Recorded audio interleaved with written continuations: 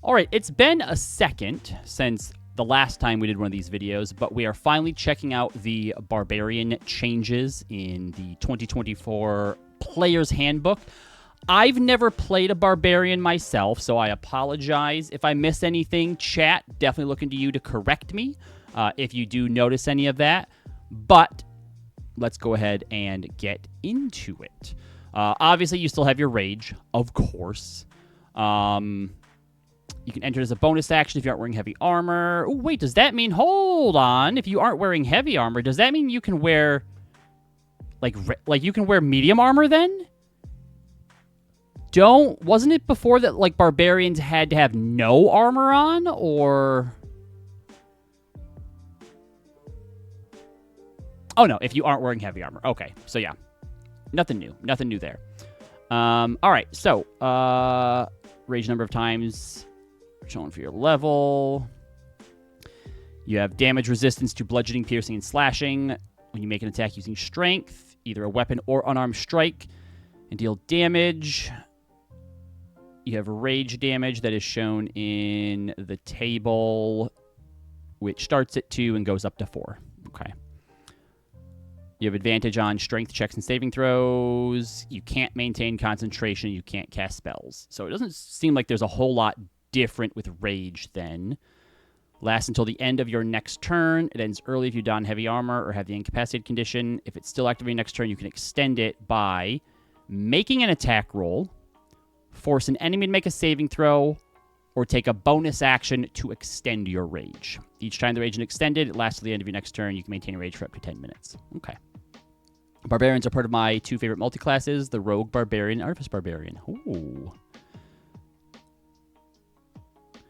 All right, unarmored defense, dexterity, plus your con modifiers. You can use a shield and still gain this benefit. Okay, that's still the same as well. Of course, you have your weapon mastery, danger sense, advantage on saving throws. Was danger sense always only saving throws? Yeah, okay. I thought it included initiative as well for some reason. Reckless attack. Make your first attack roll on your turn. If you attack recklessly, you get advantage. Okay, so that's the same. Primal knowledge. Gain another skill of your choice to be proficient in. Oh, okay. Now, I know that these were always kind of, like, optional rules. The idea of, like, using a different stat for certain skills. So, like, for example, using strength for intimidation instead of charisma. Like, I know that somewhere in either the player's handbook or the DMG that I think that it said that. So, it's nice now to see it kind of included in a place that makes it more like it doesn't just feel like an optional rule that some DMs do. The fact that it says you can use your strength for any of these instead is nice. I like that. Although, when you make an ability check, you can make it as a strength check even if it normally uses it. Like, it makes sense for acrobatics, intimidation, maybe even survival. It's weird using your strength for a perception check. Represents primal power coursing through you, honing your agility, bearing, and senses. All right, it's cool. Ability score improvement or feat, extra attack, fast movement. Oh, there we go, feral instinct. Okay, so they do get advantage on initiative rolls at some point. It just wasn't what I thought that it was. Instinctive pounce. That's new, right?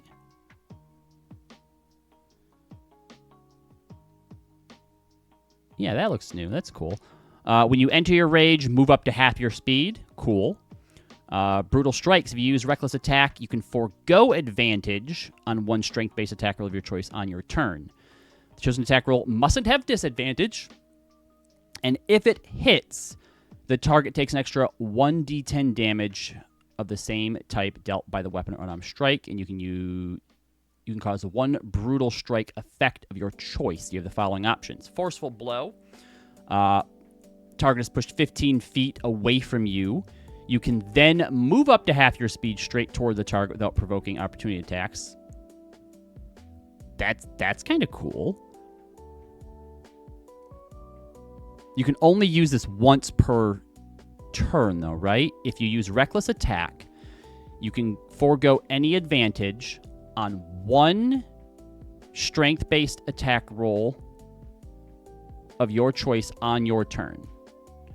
That chosen attack roll mustn't have, and if it hits, it takes extra damage, and you do Forceful Blow or Hamstring Blow. Hamstring reduces the target speed by 15 and can only be affected by one at a time.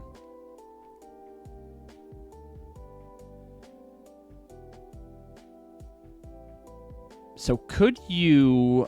I don't know if I'm technically reading it right. If you use Reckless Attack, you can forego any advantage on one strength-based attack roll of your choice on your turn. So 1. So you couldn't, like, just keep on hitting them further and further away and keep on moving half your speed. But still, Brutal Strike is cool. And that is... Is that replacing Brutal Critical? It looks like.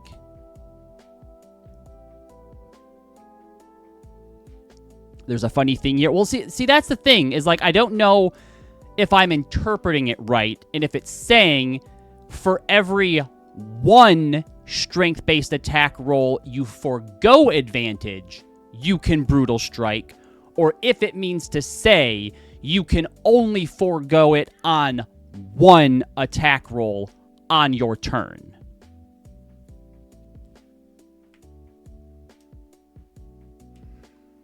If you are prone and then do a forceful blow, you can go flying?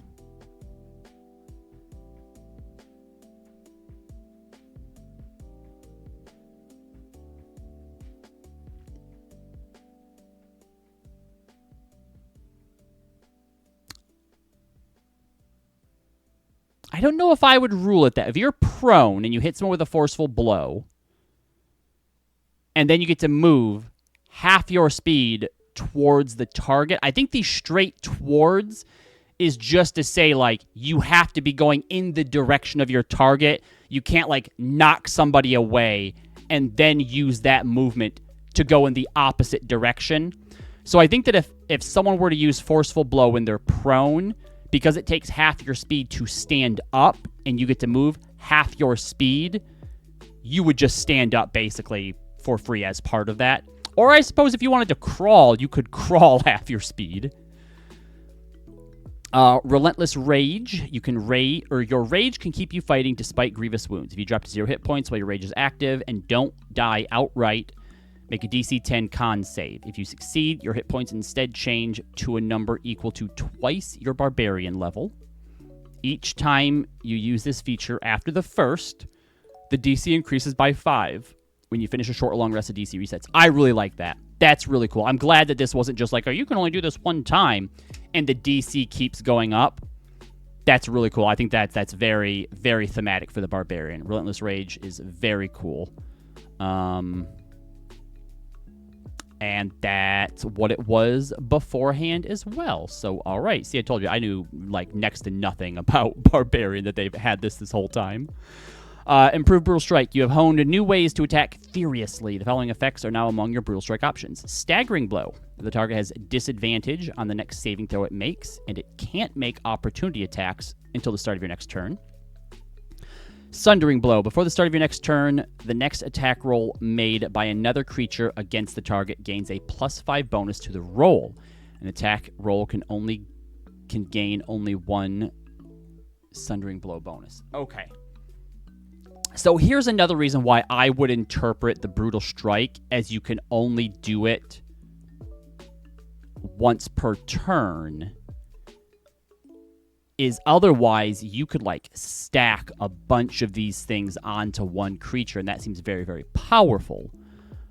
But also, if you can only do one per turn, why mention stuff like it can only be affected by one hamstring, or it can only be affected by one Sundering Blow? I suppose if you have multiple Barbarians, that would be why. But yes. for those of you who are not watching this live and maybe watching it on the YouTube, give us any additional information that you might have on how the Brutal Strike is supposed to work and if you're supposed to be able to do it multiple times in a turn or not. Persistent Rage. When you roll initiative, you can regain all expended uses of Rage. After you regain these uses, you can't do so again to finish a long rest. In addition, your Rage is so fierce now, it lasts for 10 minutes without needing to do anything to extend it. Cool. The extra damage of your Brutal Strike increases to 2d10. And okay, yep, so here we go. Oh, no, wait. No, that doesn't necessarily change anything. But in addition, you can now use 2 different Brutal Strike effects whenever you use your Brutal Strike feature. So is that saying you can now use 2 on 1 strike? Or you can now use your Brutal Strike twice? Use a little bit more clarification. Indomitable Might. If your total for a strength check or strength saving throw is less than your strength score, you can use that score in place of the total. That's nice. Epic Boon. And Primal Champion. Your strength and con score increases by 4, and their maximum is now 25. All right. So yeah, that all seems really cool. I really like that. I think the Brutal Strikes are nice. So, I don't know. Did they really lose anything too crazy? Brutal Critical they lost, but they got damage dice in other more consistent ways.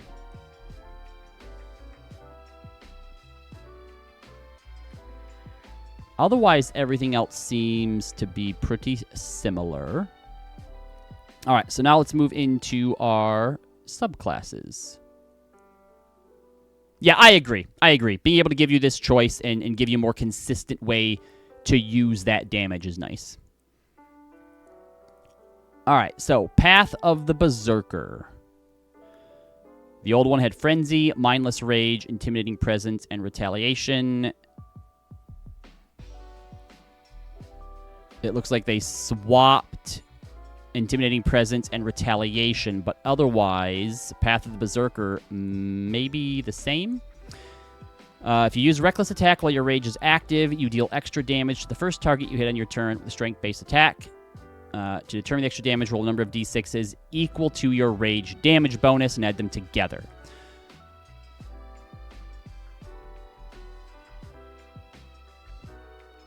And the old one was that you could make another weapon attack as a bonus action on each of your turns, and when your rage ends, you suffer exhaustion.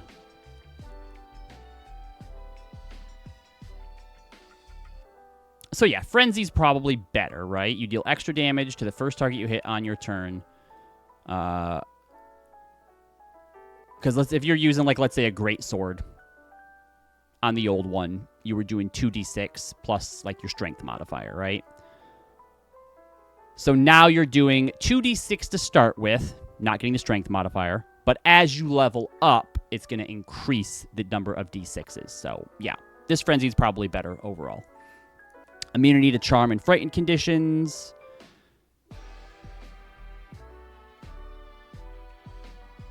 Yep, that's fine. Oh! Okay, so old Mindless Rage said the effect is suspended for the duration of the rage. Now it clarifies the condition ends. Retaliation. When you take damage from a creature that is within 5 feet of you, you can take a reaction to make one melee attack against the creature. Yep, that's the same.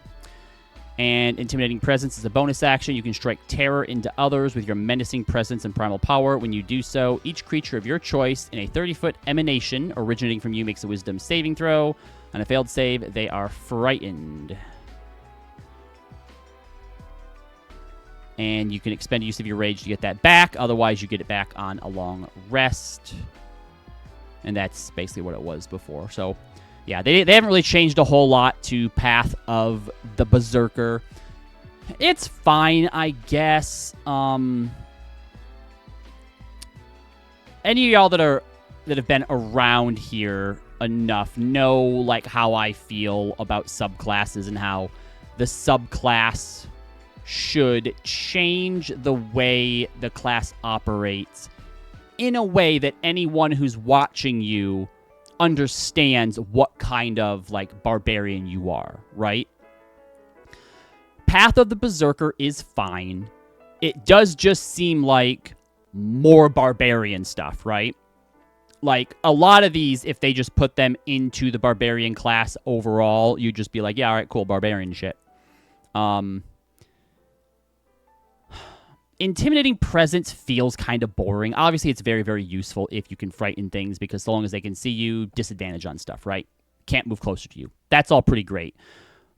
But, like, it's just terrifying presence, you know, that, like, a lot of monsters get. And, you know, retaliation is fine, but reactions are really valuable. And I feel like you'd rather, you know, save those for, like, opportunity attacks and, like, sentinel things and stuff like that. So, like, they're okay. But if I was a Path of the Berserker, I don't feel like any of these are something that I would be excited about in the same way that I get excited about other subclass abilities. Welcome in, Kelly. Welcome in. Thank you so much for joining us today. So Path of Berserker is fine. But again, also, they haven't really changed a whole lot of it. So I can't help but feel like, why take the time to put something into the new PHB when you're barely going to change it, when there was probably other stuff that could have actually used big updates? You know what I mean? Yes, this is the 2024 PHB. We're going through and taking a look at the Barbarian right now, and then we're going to do Wizard afterwards. All right, Path of the Wild Heart. Oh, this is new. This is a new one. This isn't just one that they redid, right? This isn't like, yeah. All right, cool. Animal Speaker. You can cast the Beast Sense and speak with animal spells, but only as rituals. Wisdom is your spellcasting ability modifier. Rage of the Wilds. Your rage taps into the primal power of animals. Whenever you activate your rage, you gain one of the following options of your choice. Wait a second.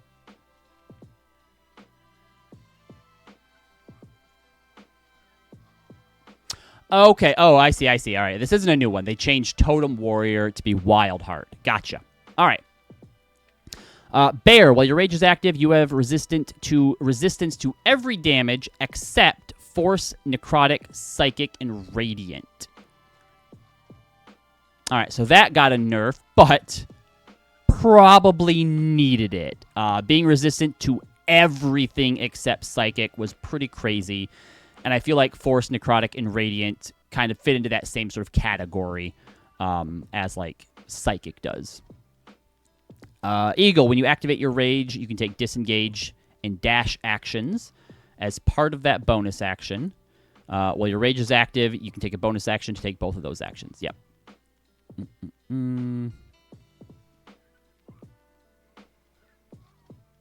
So before it was only dash.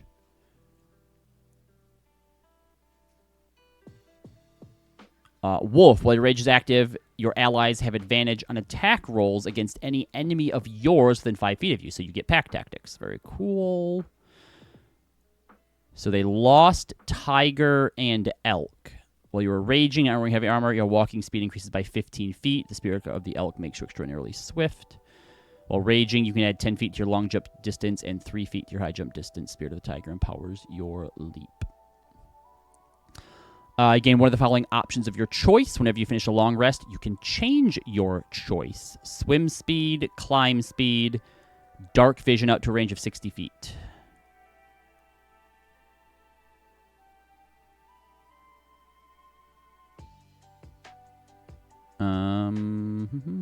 So that does seem different from what they had before. All right, so yeah, quite a bit of changes through here for them. Nature Speaker, you can cast Commune with Nature spell, but only as a ritual. And then Power of the Wilds. Falcon, while your rage is active, You have a fly speed equal to your speed. Nice. Lion, when it's active, any of your enemies within 5 feet of you have disadvantage on attack rolls against targets other than you or another barbarian who has this option active. And Ram, while your rage is active, you can cause a large or smaller creature to have the prone condition when you hit it with a melee attack. Those are all very, very good stuff. Yeah, so they kind of just sort of like pared down on what some of the options are. Feel like this has basically been kind of streamlined. Animal Speaker and Nature Speaker are kind of boring, that it's just like, here's a spell you get, but it's fine, I suppose. Obviously, the Rage of the Wilds, Aspect of the Wilds, Power of the Wilds are all very, very good.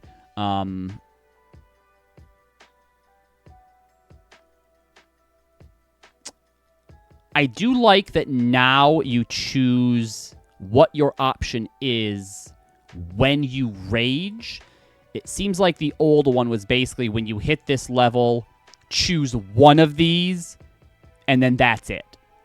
So being able to change it up as you need it, I think, is a much better option and gives you much better flexibility and just more options overall to play around with. Hello, Emma. Welcome in. So Path of the Wild Heart overall, really like all those changes. Path of the World Tree.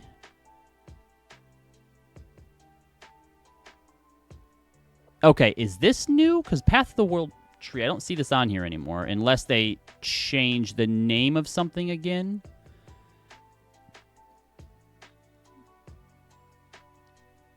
So this might be a completely new one for Barbarians. Vitality of the Tree. When you activate your rage, you gain a number of hit points equal to your Barbarian level. That's fine. Life-giving Force. At the start of each of your turns, while your rage is active, you can choose another creature within 10 feet of yourself to gain temporary hit points. To determine the number of temporary hit points, roll a number of d6s equal to your rage damage bonus and add them together. If any of these temporary hit points remain when your rage ends, they vanish. I really like that. This is the type of thing that I talk about that when I say, like, what separates, like, good subclasses, or, like, sorry, what separates great subclasses from good subclasses is they should change the way that you play. And a barbarian who can rage, stay near their allies, and give them, like, this sort of shield effect. When you see that, you're going to know, oh, that's a Path of the World Tree barbarian. That's really, really cool. Yeah, so the Totem Warrior was replaced with the Wild Heart. So I think the World Tree is a new one. And I'm glad to see this sort of mechanic as well, because I've been wanting to create some sort of healer subclass that kind of operates similar to, like, Discipline Priests in World of Warcraft, where as they heal, they give you shields and stuff. So I like that. So far, of the three, if I were to play a Barbarian, it would probably be the World Tree. So let's see if their other three features are as cool and fun. Branches of the Tree. Whenever a creature you can see starts its turn within 30 feet of you while your rage is active, you can take a reaction to summon spectral branches of the World Tree around it. They must succeed on a strength saving throw or be teleported to an unoccupied space you can see within 5 feet of yourself or in the nearest unoccupied space you can see. After the target teleports, you can reduce its speed to 0 until the end of your current turn. Whoa, okay, so what? Hold on. Creature starts its turn within 30 feet of you while your rage is active. Notice it says creature, not enemy, creature. You can take a reaction to summon spectral branches around it. It must succeed on a strength saving throw or be teleported within 5 feet of yourself. And then you reduce its speed to 0 until the end of the current turn. You realize how much potential there is for that? First of all, any annoying, like, casters or, like, ranged type enemies that you need to be closer to you. Like there's no use on that. There's no like, hey, you can only use this, 5 times a day, then you need to take a short rest. That's just something you can do every turn to get something closer to you. That's also crazy because unless something dashes to get away from you, there's also no running from a World Tree Barbarian. I believe this is their level 6. Let me double check. It's really, really silly that levels aren't on these in D&D Beyond. If anybody from D&D Beyond ever sees this, you definitely need to talk to whoever you need to get the levels that you get these put on here, so people don't have to constantly look up at the top level table or open up their book to double check. But it should be level 6.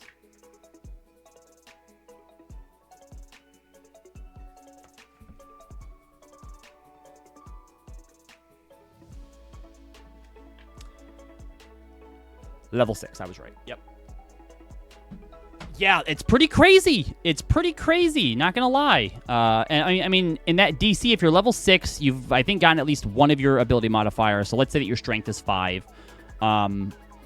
Your proficiency bonus is 3 at that point, maybe. So you're looking at a DC of 18. Obviously, if something is proficient in strength, shouldn't be too hard. But anything that's not proficient in strength, yeah, you better keep your distance from the Barbarian. Well, no, because so long the Barbarian just has to move within 30 feet of you, and when it starts its turn, it's got your ass. Yeah, that's a crazy good ability.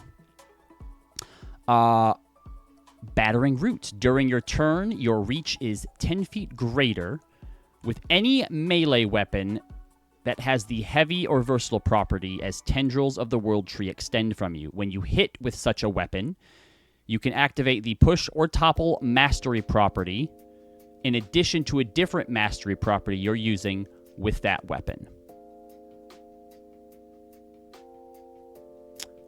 Oh boy. So, what are some heavy weapons?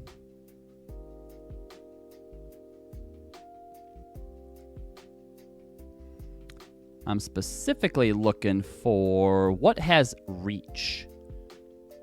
Okay, so if you're using a glaive, adds 5 feet to your reach when you attack with it.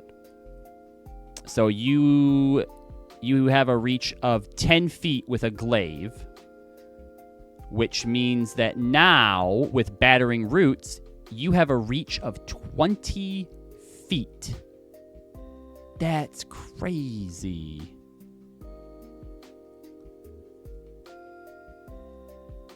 Does Bugbear have an additional 5 feet? That's ridiculous. You don't even need to use your branches of the tree. And then travel along the tree. When you activate your rage, and as a bonus action, while your rage is active, you can teleport up to 60 feet to an unoccupied space you can see. In addition, once per rage, you can increase the range of the teleport to 150 feet. When you do so, you can also bring up to 6 willing creatures who are within 10 feet of you. Each creature teleports... And again, there's no kind of cooldown or bonus on that.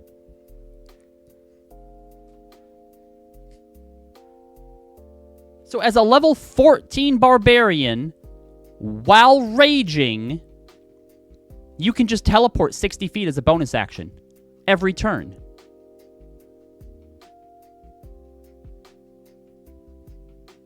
This is incredible. This is an incredible subclass. This is insane.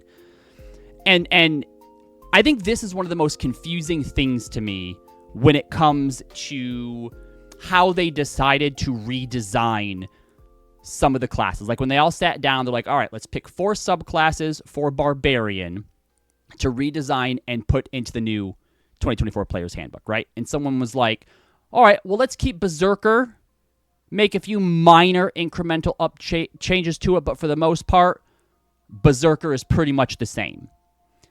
And then someone creates Path of the World tree. Why would anyone want to be Berserker when you have all of these flipping options? This is crazy.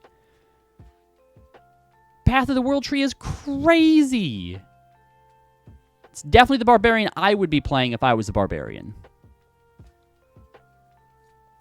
All right, last is Path of the Zealot, which is also a older one. So we have Divine Fury, Warrior of the Gods, Fanatical Focus, Zealous Present, Rage Beyond Death. Okay, so this one might also not have changed a whole lot. All right, on each of your turns while your Rage is active, the first creature you hit with a weapon or unarmed strike takes extra damage equal to 1d6 plus your Barbarian level. The extra damage is necrotic or radiant. You choose the type. Yep, that's the same. Warrior of the Gods. The divine entity helps you ensure that you can fight. You have a pool of 4 d12s that you can spend to heal yourself. As a bonus action, you can expend dice from the pool, roll them, regain a number of hit points equal to the roll's total. Your pool regains all expended die when you finish a long rest. The pool's maximum number of dice increase when you reach certain levels. The old one was, if a spell, such as Raise Dead, has the sole effect of restoring you to life, but not undeath, the caster doesn't need material components. All right. I was just about to complain that, like, this isn't, like, it's fine, but you can expend dice from the hit pool. Okay, so at least you can spend multiple dice, because, like, it would feel real bad to use your bonus action to be like, all right, I'm going to roll one of my dice to try and heal me, and it's like 2 HP. Ooh. I think what I probably would have done, because I don't mind this, like, this is fine, I probably would have had it be that you roll 1 d12, like you don't roll multiple ones at a time. You roll just one when you choose to. But then you also get like your proficiency bonus or your barbarian level added onto it, so that way it's a more consistent and efficient use of it. Because especially at certain levels, like, you know, even at a max roll of like 12, that's not a whole lot of healing. Now, obviously, if you can use multiple ones, it is, right? You roll, 4 of them and you get between 8 and 12 on those dice. Yeah, that's a pretty big heal.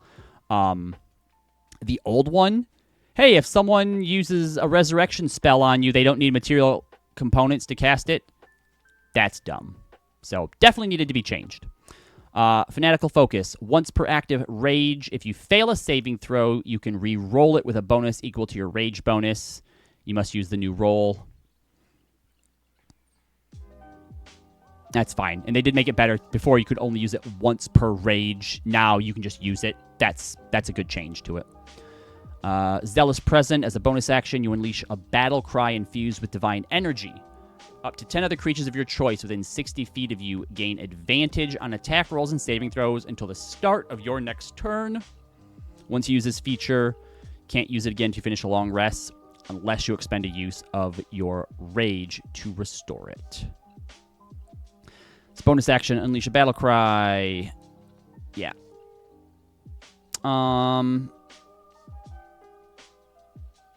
Having it to just the start of your next turn is, like, feels kind of lame, but I mean, obviously it's also very, very powerful, but it also kind of only,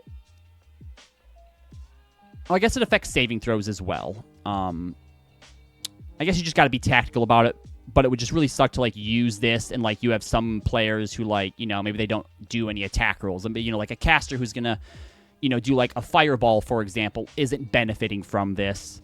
I don't necessarily know what I would do to change it. Maybe when you use this, it gives everyone advantage that they can choose to use on attack rolls or saving throws over the next minute.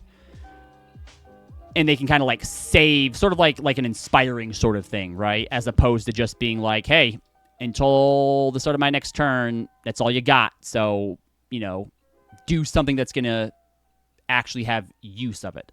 Obviously, you can always wait and know, like, if everyone gets frightened, you use this, so now they all have advantage on that saving throw. So, I mean, there are, sort of niche places to use it. But that's I think the only note that I kind of have on Zealous presence, which is the same as it was, basically. The Blink Dog subclass. Hey, what's going on? Oh, welcome in, Genie. And then we have Rage of the Gods. When you activate your Rage, you can assume the form of Divine Warrior. The form lasts for 1 minute or until you drop to 0 hit points. Once you use this feature, you can't do so again until you finish a long rest. Well, in this form, you have a Fly Speed, resistance to Necrotic, Psychic, and Radiant. When a creature within 30 feet of you drops to 0 hit points, you can take a reaction to expend a use of your Rage to instead change the target's hit points to a number equal to your Barbarian level. Yeah, that's all cool. I'm not the biggest fan of, like, features that are just like, assume a form for 1 minute and blah, blah, blah. Like, that's fine. I don't have anything against it, but it just seems like that's a big go-to, or at least it was for a lot of subclasses, to the point where, like, I've started to find it a little boring. But that aside, Rage of the Gods is fine. And that was changed from Rage Beyond Death.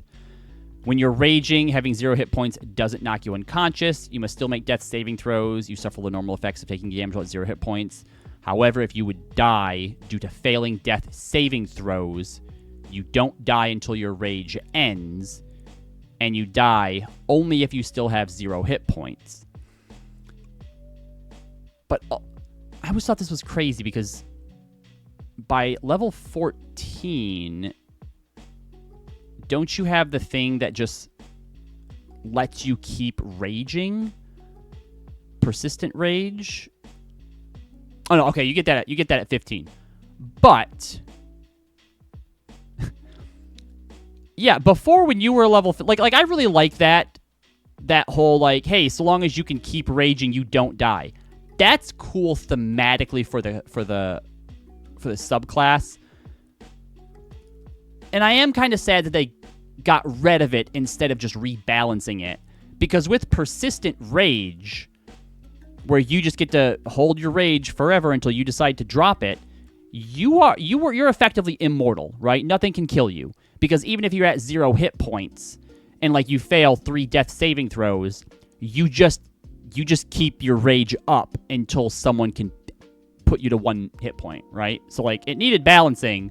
Kind of sad that it's gone entirely, but this is fine. I think that if I were to probably rate them, I would say Path of the World Tree, S tier.